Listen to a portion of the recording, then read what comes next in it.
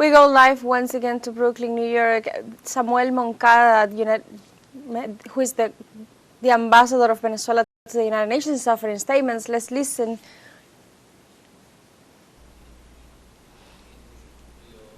The relations between the United States and Venezuela.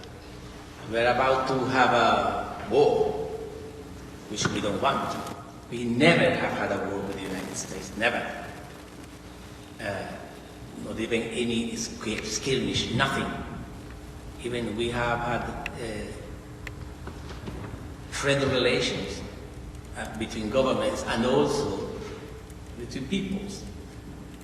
There is no reason for a conflict between the United States and Venezuela. We have never been a threat, as you may know, to the United States. Even if we wanted to, we are not, we are incapable to be a threat. But we were declared a threat to the national security of the United States in 2015. From then on, there has been a gradual escalation towards conflict, and we were about to have a massive conflict in 2019, 2020. And with the following government, we had some sort of negotiations and discussions, even within the tense kind of relations that we had with the government over the last 25 years.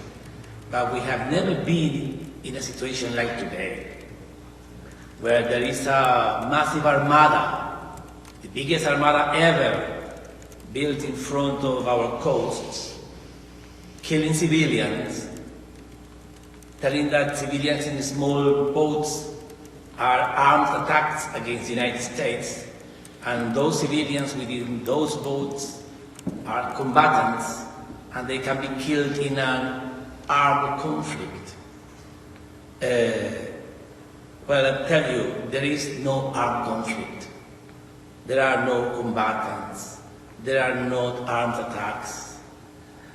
There is no law of armed conflicts, neither international conflict nor non-international armed conflicts, as they want to say now, that they are killing terrorists. They are not terrorists. There are no terrorists within Venezuela. There has never been an attack from Venezuela to the United States, either terrorist attack, armed conflict attack, any kind of attack.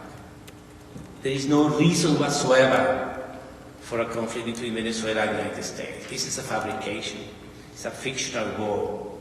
But this fictional war can turn into a real war. Soon, they are threatening. It's incredible when you read the media here and they openly speak how to kill the president, how to kill the members of the government, how to bomb this airport, how to bomb that city, how many casualties it can maybe if there is an attack on this section of Venezuela or in that city of Venezuela. How much is the power of this massive armada, hundreds of Tomahawk rockets, missiles about to fall in Venezuela? How many 15,000 Marines just waiting to jump into Venezuela? And it's a toxic kind of propaganda.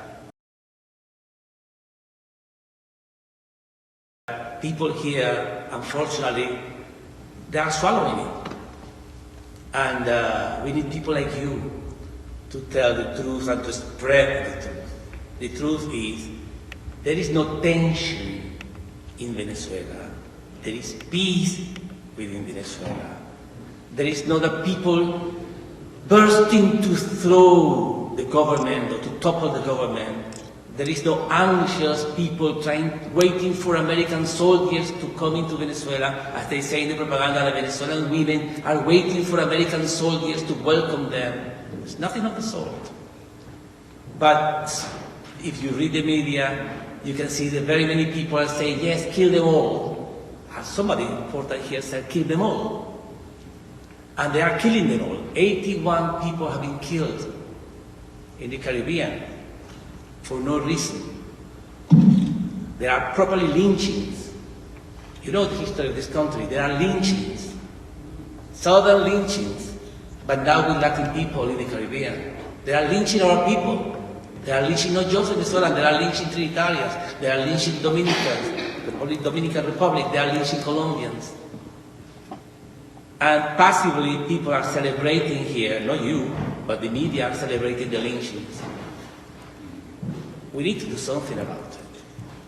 I know what I have to do at the United Nations. I know what my job is to stop war, to stop a war between Venezuela and the United States. You don't control the government, but you are part of the people. But the government who control the means of war is about to unleash those means towards an innocent people.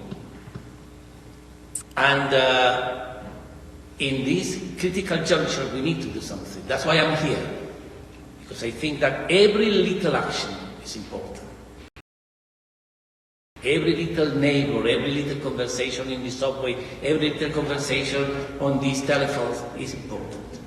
And the party of war is powerful, and the party of peace needs to be united. I don't see this party of peace winning here. The history of this country tells us that when the party of war is decided to take action, the party of peace normally is overrun. I wish that this time it happens the opposite, that the party of peace can stop this war. And we count on you as people of faith and people of goodwill to stop this unthinkable situation of a war between the United States and the people of Venezuela, because the scars that may occur if an armed attack is initiated in Venezuela, it will last for generations. We don't want that. We don't want that.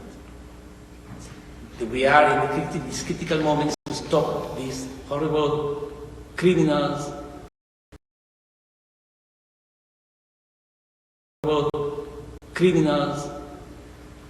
unleashing a war on innocent people on both sides, because there will be casualties on both sides. And I think it's reasonable to make all efforts possible to bring back to reason and negotiation and dialogue a situation that, again, is not insistent. Something is important for everyone to don't fall into this trap. Even within the United Nations, they fall into the trap of we need to de-escalate the situation. We need to bring down both parties' rhetoric. There is no rhetoric, bellicist rhetoric, warmongering rhetoric on our side.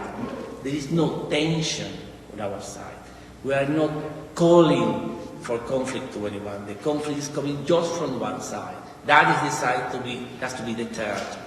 And that's why here, from within the United States, we have an important role to play. And I think that the next days, I'm talking about even hours, the following days, not even weeks, are critical to stop the crazy ones to initiate an attack in Venezuela. That is the gravity of the situation. And I thank you all for gathering here today and for wishing both peoples peace and actually peace and not just goodwill, but it's more than peace. Understanding. We need to understand each other's motives. We were talking just before coming here among our friends, the cultural differences that are between the media and the people. So there is a cultural mistranslation. We are not understanding each other. When you see people in Venezuela dancing, they are celebrating life. They are not mocking anyone. So here, people dancing on the streets, our president dancing is being presented as, you know, that little monkey, which is a unserious man. It's a mistranslation. It's a cultural issue here, important for you to translate. We all have to become translators, interpreters of how you see life, how we see life, how we celebrate life, why we love dancing, why salsa is not that thing in Venezuela. And this understanding is absolutely essential right now if we want to achieve the goal of peace. And that, I think, is the role we have to play. And that's a submission, work cut out for us, which is working for peace, translating properly our cultural diversity, which is not contradictions, but diversity, differences within this mutual basic understanding of humanity. That's it, I don't want to speak anymore. Thank you very much for coming, and let's celebrate peace.